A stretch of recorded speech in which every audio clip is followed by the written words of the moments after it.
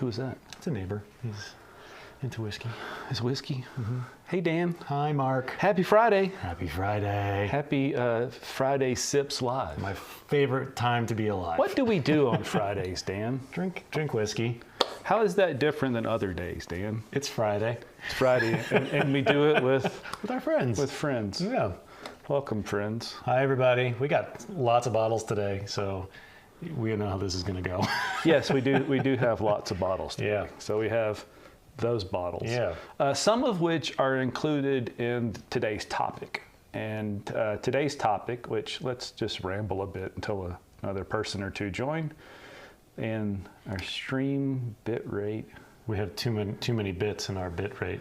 Not enough bits. I think that means we need whiskey to drink. Okay.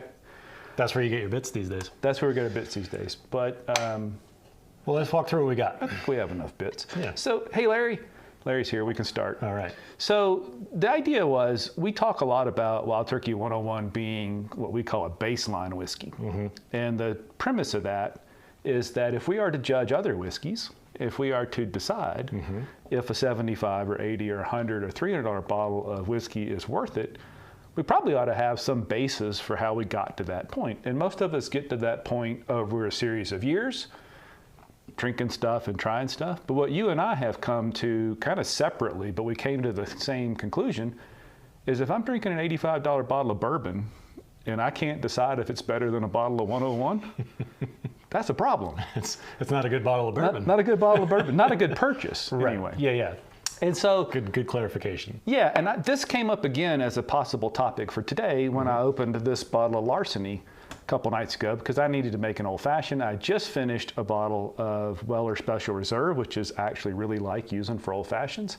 I have plenty more Special Reserve, but I wanted something a little different. I was still in the mood for a wheated bourbon.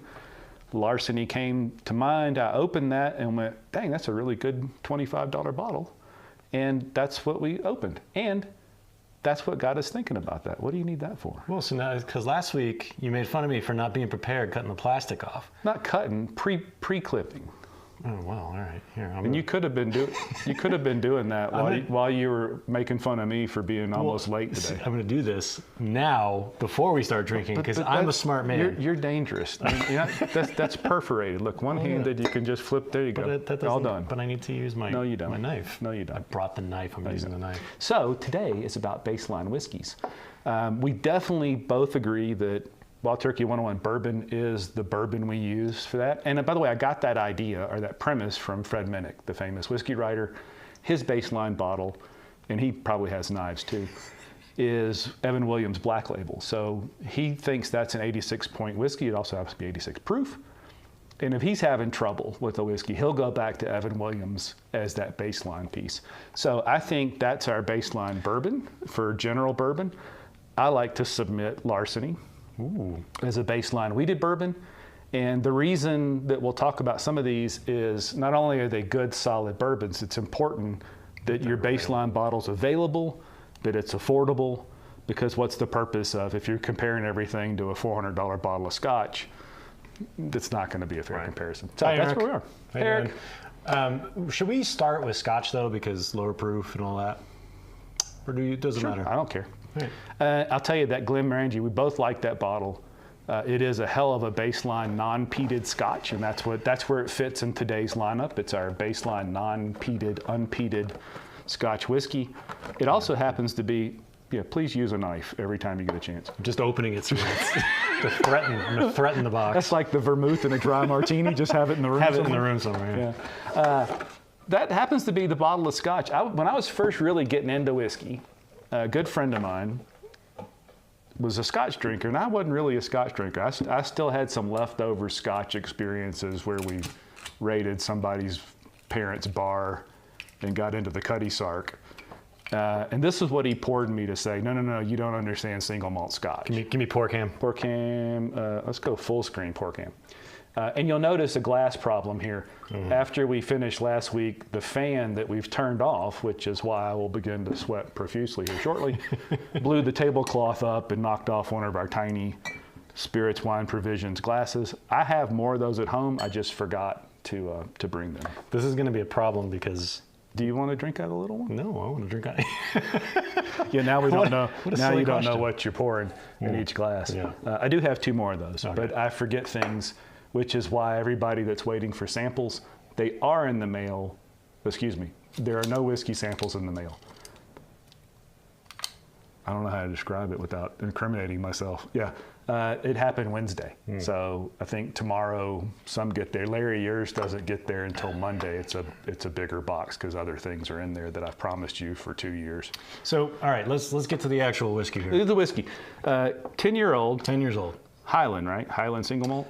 Yeah, and I want to just really quickly note about the color here because it's really You wanna Yeah, get right in front of there. it's very like hazel weedy. You know, it's not a big color, but this is what we consider our baseline Scotch. Yep. And this is like if you're not peaty, we're gonna get to peaty in a minute. What did Eric say that he redacted or retracted? Oh, he message retracted. Did you call us names? He smack talked us and then took it back. I don't blame you. Yeah. We deserve it. I know. Anyway, back to your straw color. Yeah, it's very straw colored. It's very light, and you know we talk a little bit about you know if you're just getting into Scotch, what would you recommend to somebody? This is definitely what we recommend, which is not to say it's like it's missing anything. It's really quite. It's quite tasty. 10 years old, 10-year age dated. I think ex-bourbon barrels it lives in, so no sherry influence. And I think that's important. If you're going to have a baseline of something with Scotch, you got to be specific. So this is I think they're ex-bourbon barrel aged, so no sherry influence. He's just trying to talk to. That's community. You're building community talking over there. Yeah. Very good. Smack talk. Single malt Scotch, Highland. Scotch has 5 basic Scotch producing regions. The Highlands is one of them. Yep. It's delicious. It's a $50 bottle that's almost always on sale, or I think I paid $39 for that, which is a little high normally, but heck of a bottle for $40. Yeah, just good to have on your shelf. And if you're a cigar smoker and you're just getting into Scotch, this would be a really good pairing with a light cigar. And remember, because that's 40%, right? Yes, I believe so. Remember that essentially an 80 proof 43, Scotch, 43%. 43%.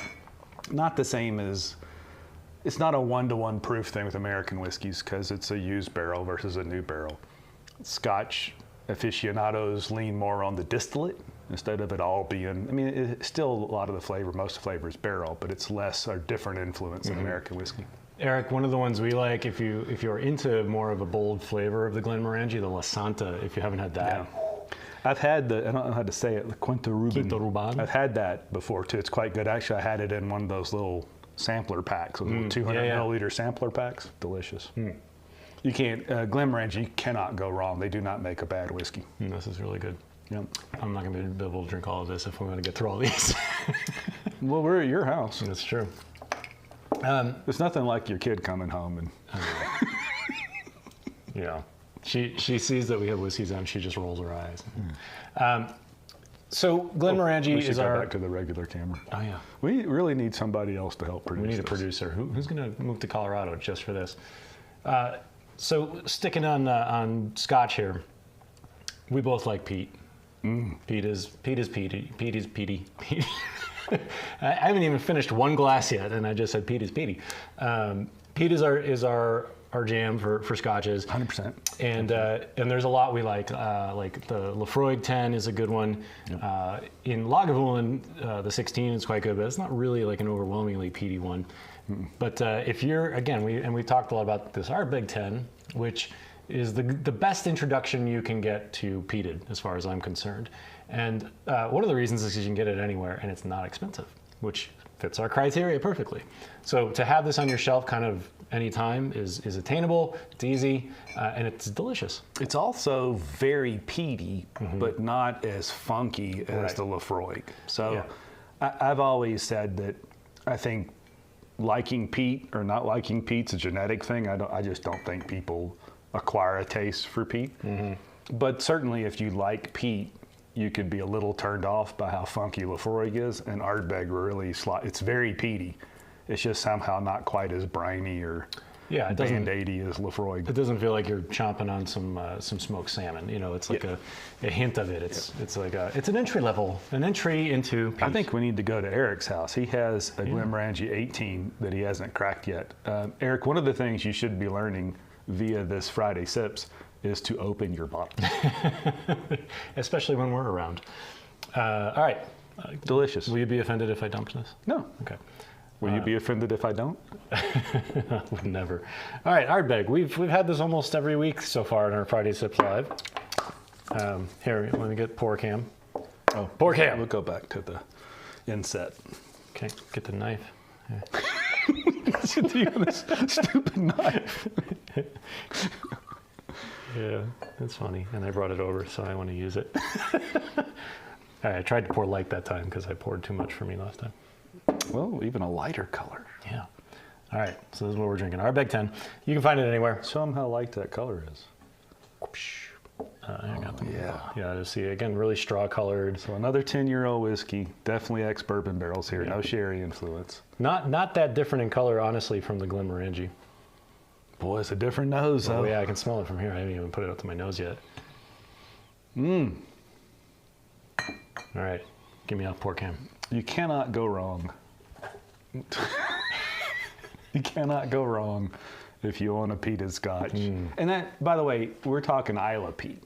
So Isla is one of those regions. It's a little rock in the ocean. There are certainly mainland peated whiskeys. Balvenie does Peat Week every year. For 1 week every year, they distill peated malt. There are a few others.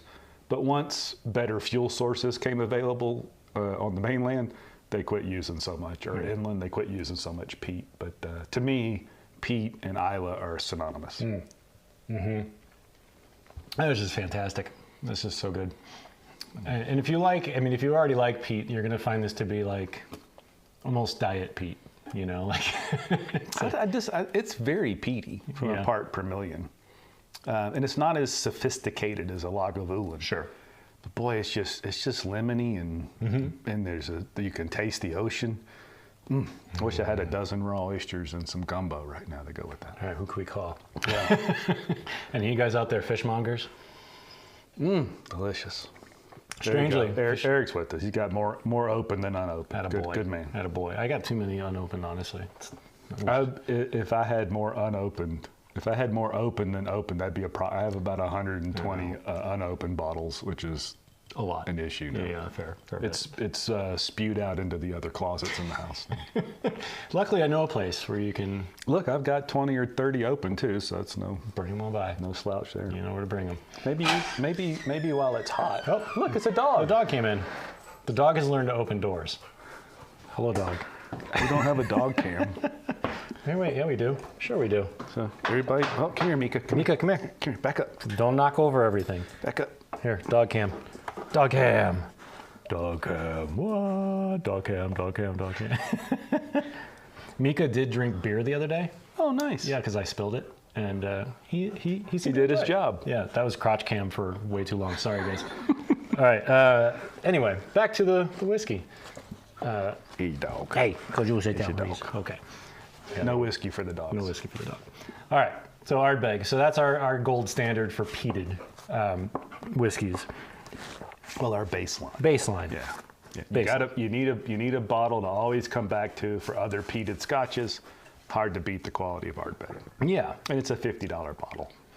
All right, moving on. So now, keeping with sort of the Scotch theme. I think we need to rearrange those. Yes. And go to the Stranahans That's next. What I was thinking. Because the next piece is, well, we left Scotland, but the American malt scene is a big deal. He better not pee in that bag full of. I wasn't sure if you were talking to me or the dog. I'd rather you not pee, given our proximity to each other. But American single malt, important. Its similarity to Scotch is that word malt. It is 100% malted barley. But unlike Scottish whiskey, American single malt gets aged in new barrels. And Stranahan's it's got to be the default piece. It was the first, I think it was really the first mass-produced. It's American single malt.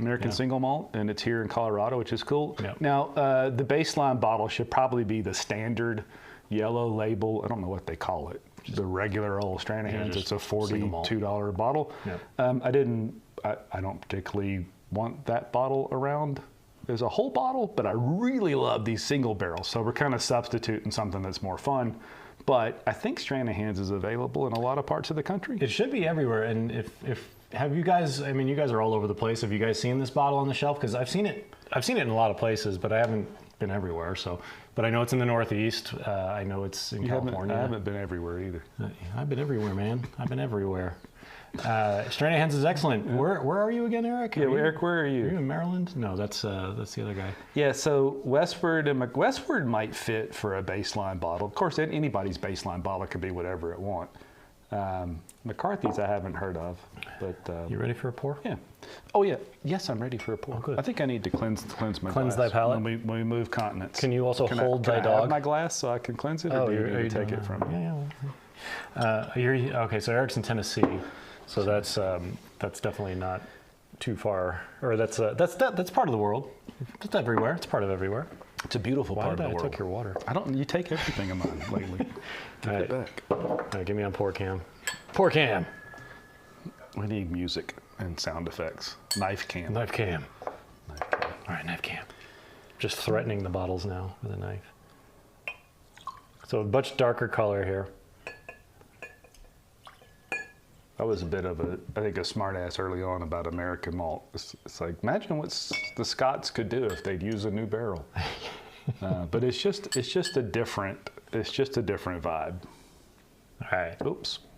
Yeah, Eric, me too. The sherry cask finish of the Stranahan's is fantastic, but it's also $80.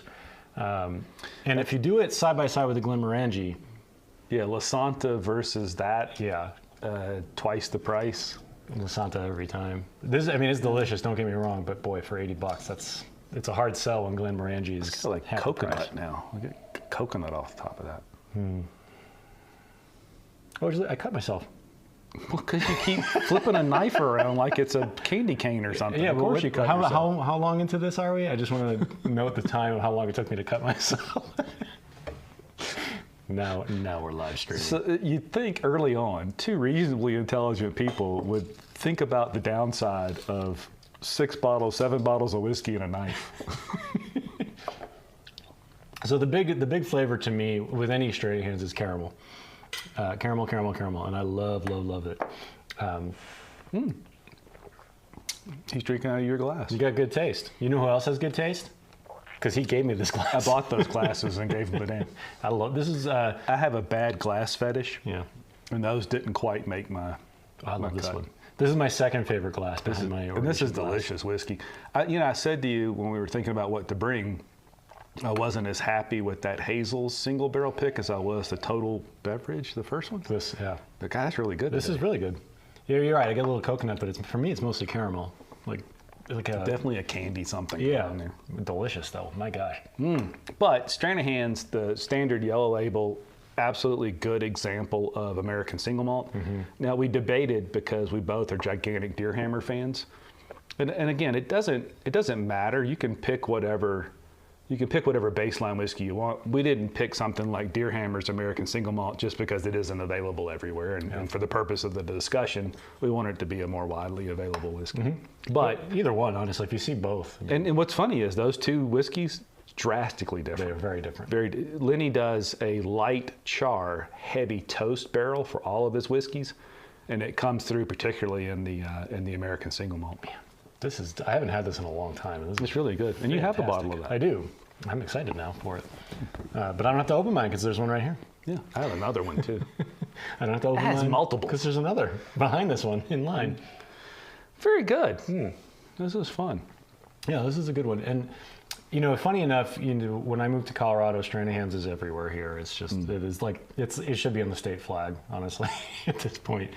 They have another whiskey that comes out of the same facility, which is called Tin Cup, and it's not good. It is just not good. I think it's MGP, and it's just... Well, it's partially something they distill. There's some of the single malt in it, and then they mix it with some MGP distillate. Yeah. It's just foul. It is bad. If you got to kill some weeds in your front yard, it's a good bottle, but otherwise... it's not Cream of Kentucky bad. No, it's not. I could drink it. Yeah. Yeah, I can't drink that cream of Kentucky. Cream of Kentucky. Although I am looking forward, believe it or not, to trying it again. As I was trying to do some, we the only two people that think that's the worst whiskey ever? I was looking around. There are some people that claim with enough time and air on it, it gets livable. Like hanging it out of an airplane We'll for see. across But look, the next week, I think of all the people here, so Eric and Larry, you're getting samples. So next week we'll drink that. We'll drink on the Cream of Kentucky together. We'll drink on the Deer Hammer samples that are in there. I'll bring that one-of-a-kind bottle.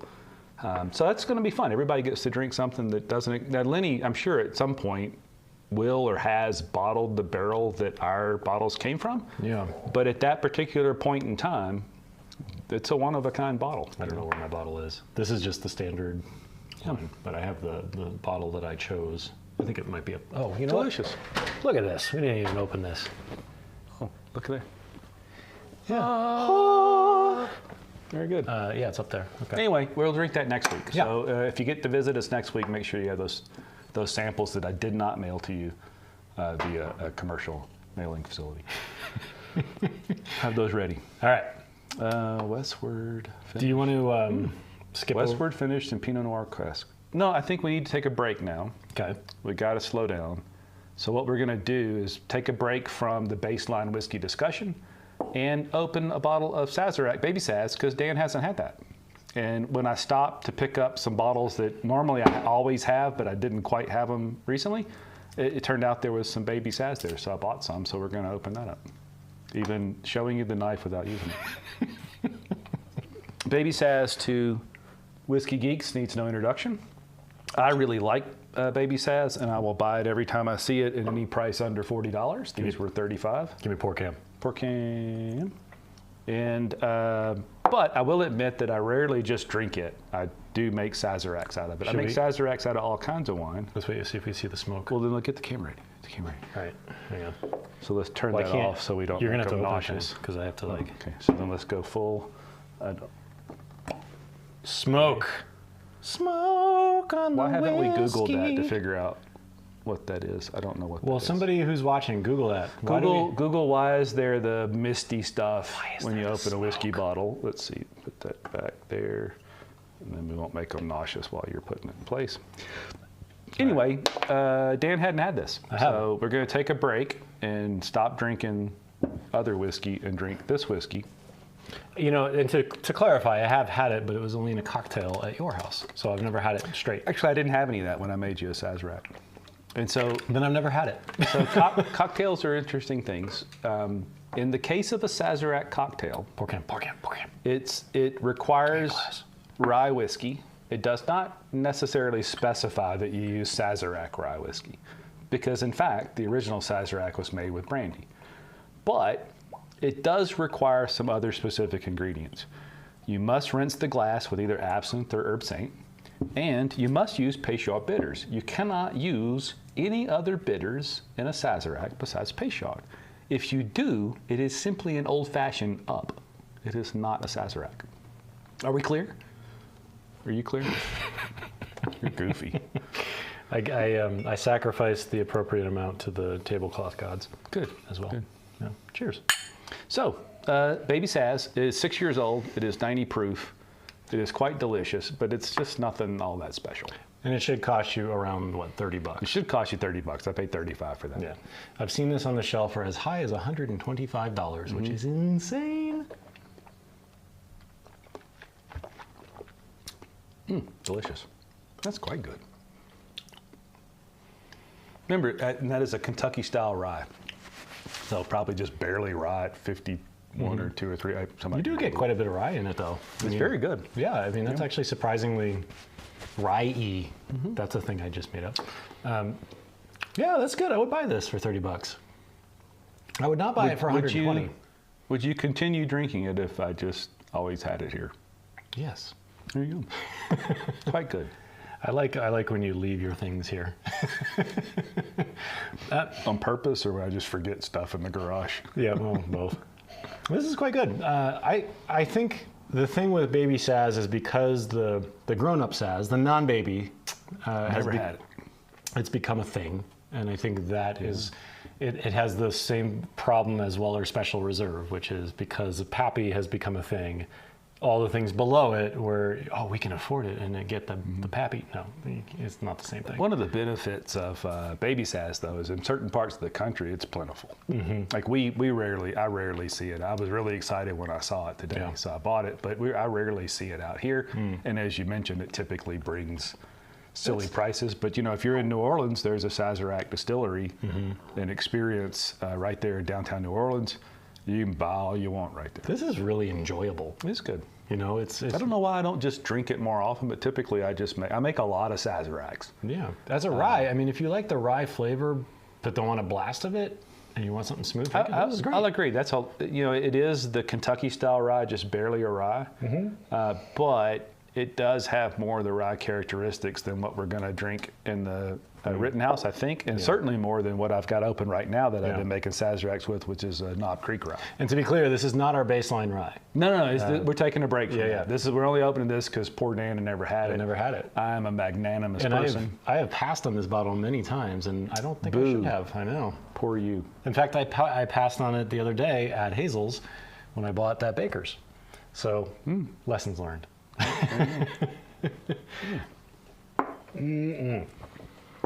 Well, given that we just tasted a rye, should we move on to our rye? Per Larry, Baby Saz is $30 and generally easy to find in Alabama. I know what else is easy to find, Larry. The shipping facility where you can send it to me. No, you can't. You can't mail whiskey in the U.S. Postal I would not recommend it. What's next? Well, should we stick with rye since we just opened a rye? Absolutely. Skip because everybody knows this is our bourbon baseline. Yeah, we may not even need to taste that because. But we will. At some point. But we will. I have to go home. But we will. We will. We will. Okay, so back to the baseline discussion. There are a couple of rye whiskeys that I go back and forth. Melissa and I, my wife and I, love rye-based cocktails. So all of our Manhattans are rye-based. We do a lot of Sazeracs. We do Red Hooks. We do Vucarays. They're all delicious. By the way, don't slide backwards or you will dismember my dog. Gotcha. All right, wait, hold on. Okay. If only we had a knife. Rittenhouse, though. It's going to come in handy. Oh, wait, is it? Why don't you just use your knife? I'm going to use the knife, guys. Mark almost lost an eye, but I used the knife. All right. Rittenhouse. Heaven Hill produced. It talks about being the pre-prohibition Monongahela style. It's just the rye that Heaven Hill does. It's the same mash bill as you're a very good director. Thank you. Same mash bill as Pikesville, and probably the same mash bill as a lot of the Parker's Heritage Ryes and stuff. It's just delicious. It's $27 or $28. It's a bottled in bond, 100 proof. Screw top. All the usual bottled in bond stuff, a plastic screw top. The bottle will look familiar if you've been into mellow corn, like a lot of the hipsters, because it's the same bottle of mellow corn and some of their other stuff comes in. It's quite delicious. It's affordable, good on its own, a little sweet. My recollection, I haven't had one in a few months. Sweet for a rye on the palate. The nose is sweet. Makes a hell of a cocktail, makes a good sipper. The nose is like licorice and like cherries. Okay. Trust me. So funny enough, this is the first bottle of Rittenhouse I've owned. I've always bought Pikesville because Pikesville's to me is like the grown-up version of this, but this is way more affordable. Pikesville's almost twice the price. That's just delicious. Yeah, that tastes like Pikesville, but a little less intense. Yeah, I have always thought that they don't really taste a lot alike. Same layer. I think I paid $28 for that one, so pretty close. I disagree. I think there's a lot of Rittenhouse characteristics in here. Yeah, I think at the very base level of the flavor, maybe, but the Pikesville experience is generally different. Now, it could be the 10 proof points difference. It could be a couple of years. I mean, this is definitely lighter on your tongue than a Pikesville would be, and it's not as minty and not as rich. Yeah, but I think the general flavors are there.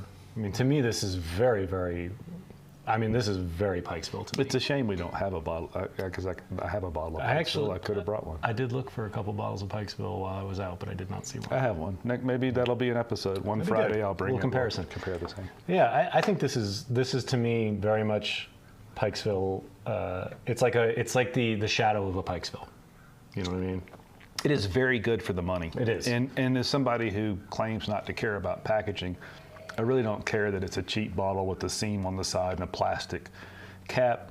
It doesn't hang around long enough to matter. It makes a heck of a cocktail. It's an excellent old-fashioned, excellent Manhattan.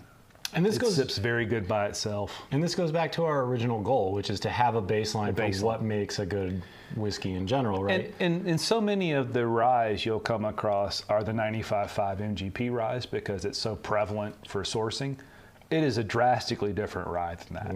And so maybe it doesn't make a good baseline if you're trying to compare it to what can often be a $75 or $80 or $100 5-year-old bottle of MGP rye, which God knows why anybody would pay for that. But as rye whiskey goes in general, no E. Whiskey, no E. Really? Yeah, how about that? Yeah. Where are you? I think it's mostly like a kerning, like a spacing issue. Like, oh, we can't have it look like that. We got to just knock the E out. That's delicious. Heck of a rye.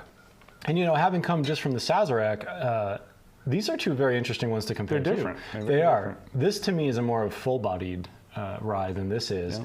And this, to me, has less of a ethanol. It definitely get a lot of, well, there's 10 proof points difference. Sure. This could be that. And I think on the Sazerac rye, I get that rye bread kind of. It's just, both of them are very good, and they're quite a bit different, even though the mash bills are probably pretty similar.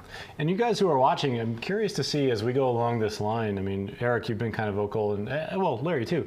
What are your comparisons? I mean, what are your baselines for? Larry likes Rittenhouse. His baseline rye. Eric agrees. Okay, good. So this is unanimous. Hey, how about that? I'll tell you this though. I will admit that I have bought way more Wild Turkey 101 ryes since they became, probably 2 or 3 years ago, Wild Turkey really came back into that market, and they're almost, although today there weren't any in the store. I've gone to that as the key cocktail rye, and it won some spirits contest recently too, which was kind of cool. What's the 101 rye cost right now? $25 or $6 for a 750, but a lot of times you can get the liter for $39. Because this has been creeping up a little bit. It has, yeah. When I first started buying those a few years ago, they were $23 or $4. Now they're $27, $28 here. Which is not a huge leap, it's still enough that people have noticed. Not even going to blink. And if anybody blinks over a $3 or $4 price increase in this whiskey market, while you also pay, $150 for 8-year-old whatever, that's your problem. Well, we don't have a fucked up weird whiskey baseline, which would be mellow corn. But I think we if anybody caught that, we're drinking quick today and a lot because you just dropped an F-bomb. Did I? You did. Yeah, which is unlike you. It is. It's because I love you guys. Did I mention I have a knife? All right. My safe word for when Dan loses his shit with a knife. Love horror movies, not gonna lie. All right, so we should get to the. Well, actually, let's skip this one for now because we talk about this one a lot. Let's go back to this one. Okay, larceny. Yeah. Long ago, there was a man named Pappy Van Winkle. Tell me, Grandpa. Tell me, Grandpa. Pappy sold whiskey. A lot of it was Old Fitzgerald. And Old Fitzgerald was named after John Fitzgerald, supposedly some bonding agent for the U.S. government that had keys to the warehouse and a penchant for picking out the best barrels. That's why there's a keyhole and a little key there. But larceny is a Heaven Hill product. It is one of the lines that came from Pappy. Because, Julian Van Winkle, Pappy's grandson, started Pappy Van Winkle on his own. That eventually got sold to Sazerac. Supposedly, they all know the right recipe. Who knows? I don't know. I never had any real. You've had some real Pappy. I never had any real Pappy. But I haven't really? No, I've had Old Rip 10. That's it. I need to straighten my tie. Okay, good. Continue. So, larceny. It is one side or one extension from Pappy as it relates to wheated bourbon. The Weller line's the other. This thing you can buy anywhere. Now, when I pulled this one out of the cabinet, my wife said, "Why did you shuffle things around and pull that particular larceny bottle out of what looked like a bunch of larceny bottles? What's going on here? What's going on here?" And I said, well, this is just a standard offering. And all those other ones that I shifted out of the way were single barrels. So I don't think you can use a single barrel as your baseline whiskey. You can't use a single barrel. So this is what I'm going to call. I would call Weller Special Reserve my baseline wheated bourbon, but you just can't get it. Yeah. This you can get any day of the week.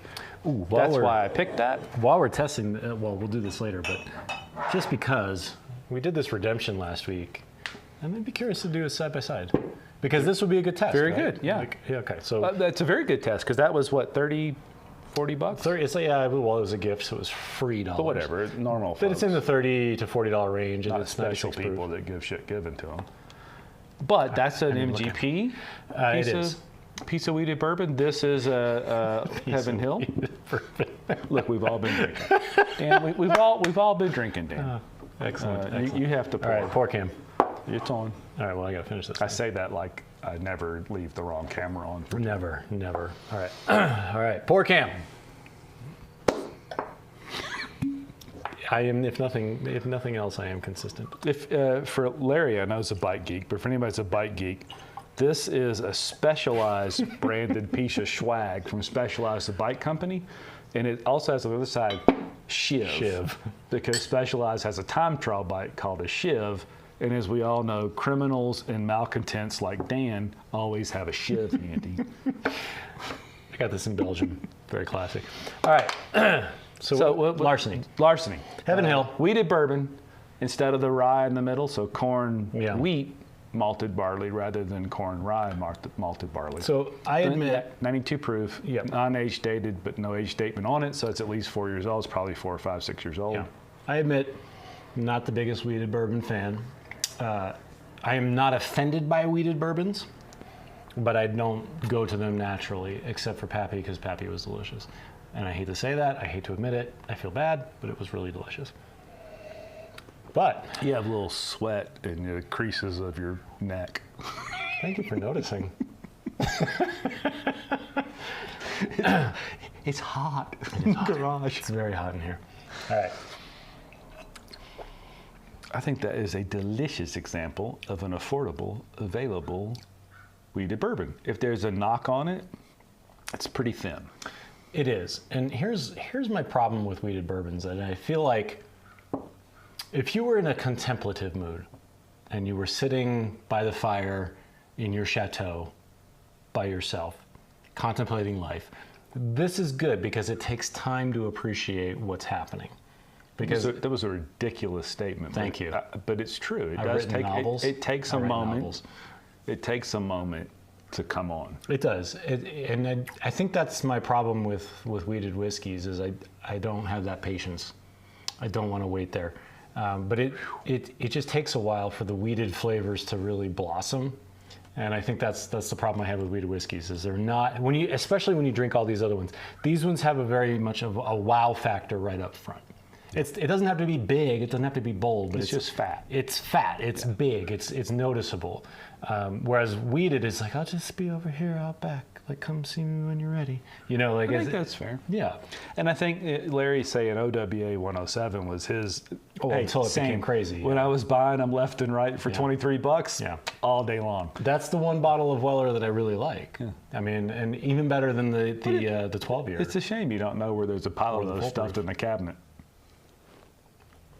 that I paid maybe an average of $30 for. I do. So, but funny enough, I mean, I do like the 107 better than the full proof and the 12, right? So yeah, that again goes back to like the age. I mean, what is the perfect age of a whiskey, right? Yeah, like, what the OWA I think is an average of 8 or 9 years old. It's just delicious. Full proof. I've only had full proof once, and I think right before I was way too drunk to have been in public. I think I decided it was okay, but I did like the 107 better. Drunk in public, good T-shirt. I'm good at T-shirts. All right, this is mellow and nice. I like it. It's delicious. But okay, how much does this cost? 20.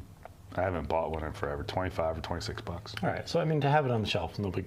But it's a baseline whiskey. Yeah, and we're going to prove it, or we're going to test it anyway. Yeah, with the Redemption. If you look at Redemption, which is an MGP-produced wheated bourbon. Is it a wheated bourbon or wheated? Or it's a wheated whiskey. Bourbon. It's a wheated bourbon. Yeah. So I mean, if you look at that and say, well, I could buy this for $30 or whatever dollars, or the larceny for $20. Should I buy that or the larceny that I know is going to be consistent? That's the purpose of a baseline whiskey. And to be fair, I mean, Redemption is another one of those, smaller distillers trying to make their way. And I think there's something to be said for supporting the small guy, but also if it sucks, you don't want to drink it. Well, I don't know I don't really know about redemption, but remember, there's a difference between a distiller and a non-distilling producer. True. Yeah. Non-distiller. And to be fair, okay, so distilled in the Indiana heartland, bottled by Bardstown Barrel Selections, Bloomington, Indiana. So what's left for redemption to have done in that equation? They got to redeem themselves. They made a bottle. They picked some corks. Yeah. They didn't really do anything in that process. But what are they doing in the meantime? Because we've talked a lot about this. Like, what do distilleries have to do while they're distilling and waiting for their barrels to age? That's true, but I don't know that redemption necessarily is distilling their own. I don't know. I think maybe they like that non-distiller producer. But this is a good point, right? If you're going to support the little guy, make sure it's a little guy. Yes. And make sure the little guys, you're supporting what you want to support. Yeah. If I had... I don't know what it would take to become if I had $250,000 or $500,000, no doubt tomorrow there'd be Dan and Mark's special whiskey. We would not own any stills. We would not have a barrel aging warehouse. Wait, is that what our distillery is going to be called? We'd still be in this garage. But you'd be able to go to the liquor store and buy what did I call it? Dan and Mark's special whiskey. You'd be able to go buy Dan and Mark's special whiskey. I'd do that in a heartbeat. And the label would be this.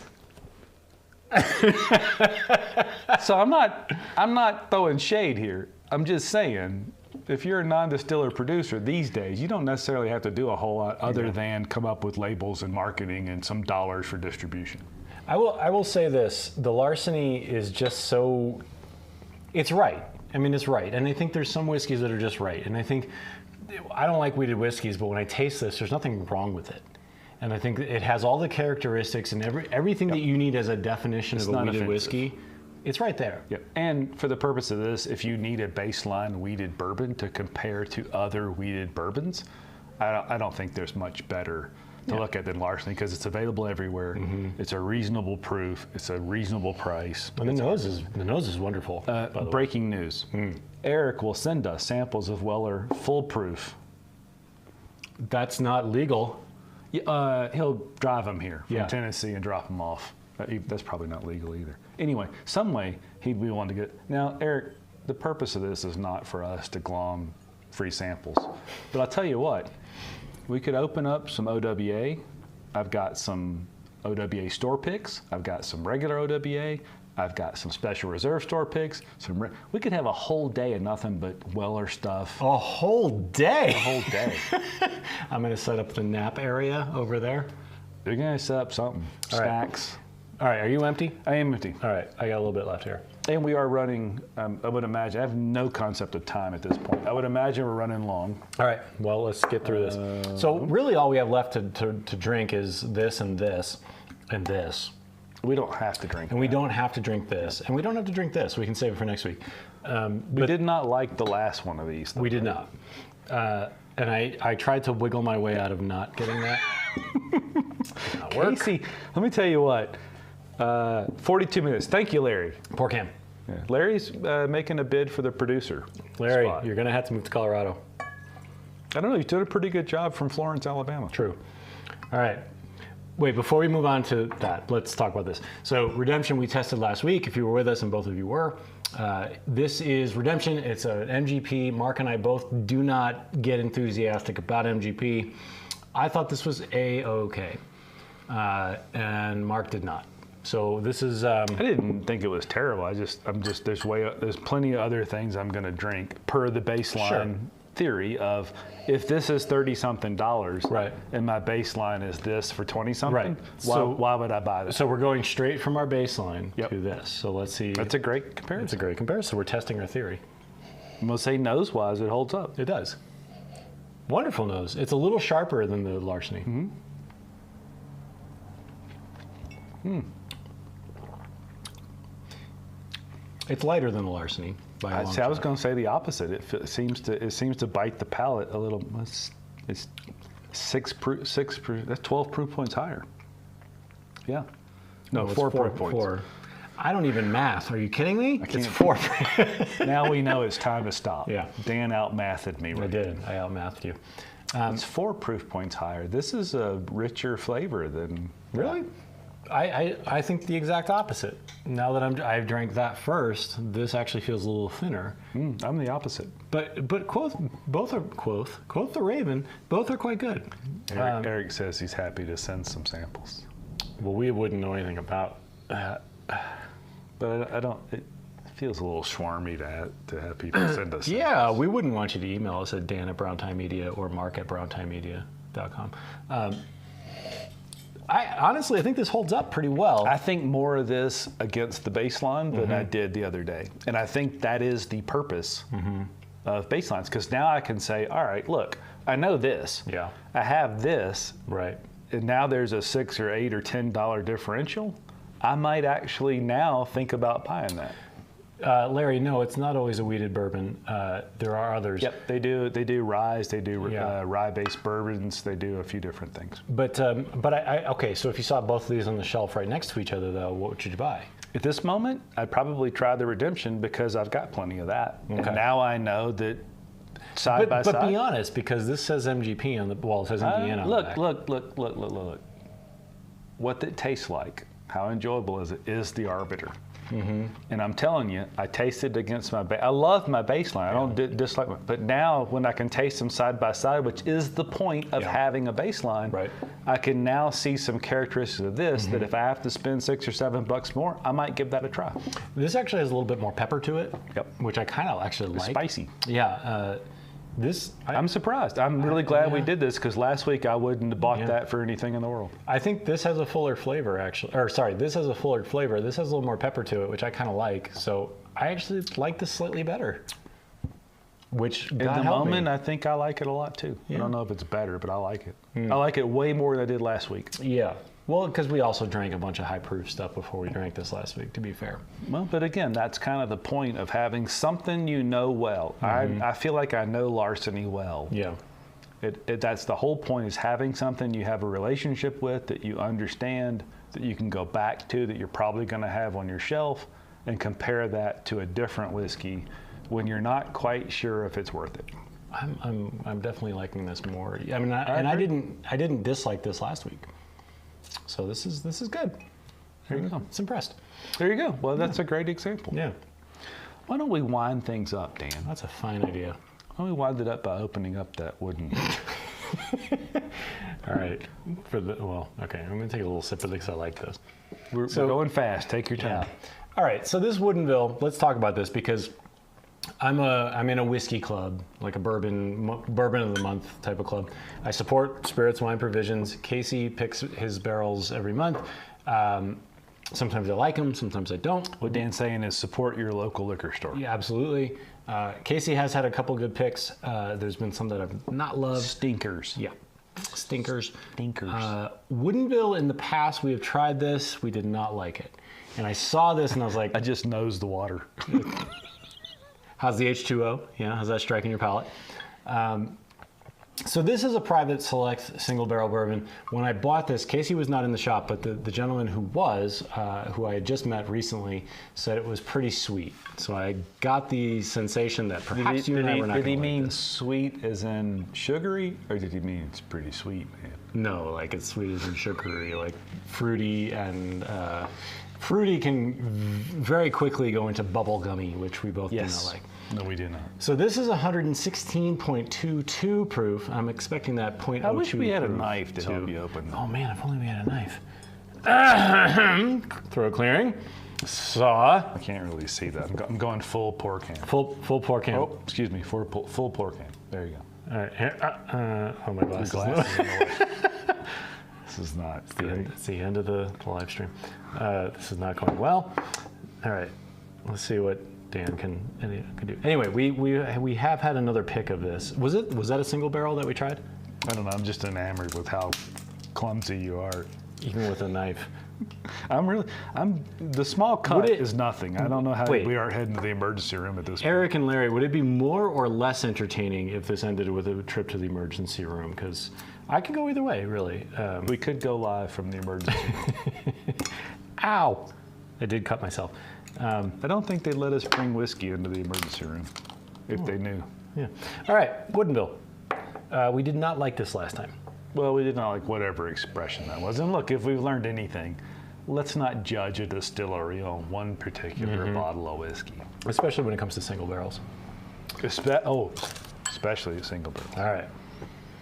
I will say this bottle, while it looks cool, is very hard to pour. Yes. Those bottles where they're square and the opening is in the center, that's ridiculous. Don't do that. All right. This is 116.22 Larry proof. Larry says Woodinville's one of Fred Minnick's. He's Fred. He's Fred, probably in fact, I helped do an interview with somebody who used to work for Fred. She was effusive in praise of Fred's humanity and what a great guy he is. I'm sure that's true. But look, that's like saying I take all my investment advice from Jim Cramer. Don't do that. That's low. Don't do that. Wow. All right. Cheers. Much better nose than the last time. Yeah, there is still a little bit of sweaty sock in there. I don't get that. I get a little alcohol, but I don't get spready sock. Yeah, there's definitely sweaty sock in there. But it's like your own sweaty sock where you're like, oh, it's okay. You can't really smell your own brand for what it is. Yeah, right. It's like when you fart alone in a room, you know? Why are the shower farts worse? They are, aren't they? Yeah. Okay. All right, glad this is getting way more revealing than I thought it would. All right, let me take a little sip of water here. Hold on. That nose is way better than the last Woodinville. It is. The last Woodinville was actually pretty funky, and I don't know whatever happened to that bottle, but it was not good.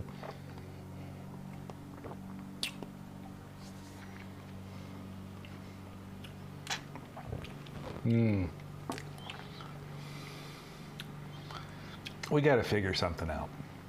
There is a note, generally on the palate, sometimes on the nose. Mm-hmm.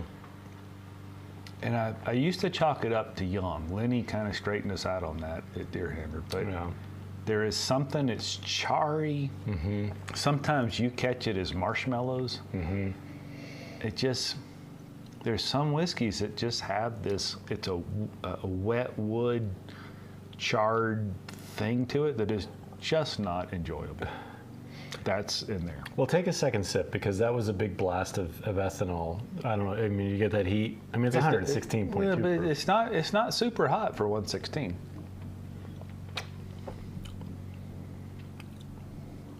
It's just a lot of wood. It's a lot of, almost like they use small barrels. Mm. You know what I mean? They're not using 53-gallon barrels. They're using 30s. And look, if I was sitting around a campfire, I probably wouldn't care. You know, if I was out camping, sitting around a campfire, there's smoke in my face anyway. This probably goes down pretty good, and it's warm. But sitting here in the garage, it's chewing on a stave. Yeah. Eric says don't go to the ER. He have to treat us. I'm guessing he's an ER doc or a nurse. My wife worked for 5 years in an ER. So Eric, I cut myself twice. Eric, you'll love this. I used to cut all our hedges with the old manual things, and when I got old, it would just kill my wrists. So I wanted one of those, you know, things.